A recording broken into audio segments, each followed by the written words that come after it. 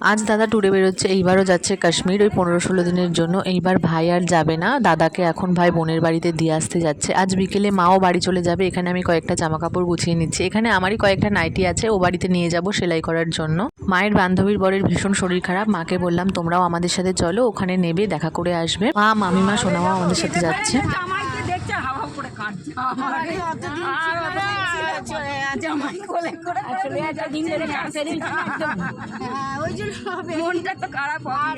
এই দিদির বান্ধবী তুমি হচ্ছে আমাদের সঙ্গে যাচ্ছে।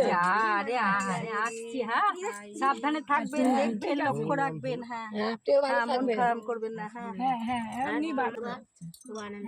আমিও সাবধানে দেখবেন মেয়েকে। হ্যাঁ গাড়ি আসছে। মনটা খারাপ লাগছে।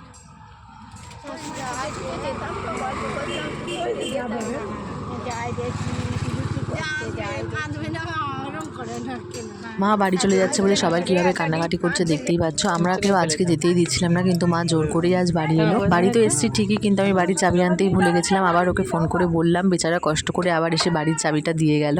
রাতের জন্য রান্না করেছিলাম ভাত, মসুর ডাল, পেঁয়াজ লঙ্কা ভেজে রেখেছিলাম আলু মাখার জন্য, আর এখানে পেঁয়াজ কাটা রয়েছে, ভাই ডিম ভাজবে। চলো আজকের মতো মিনি ব্লগটা এখানে এন্ড করছি। Good night.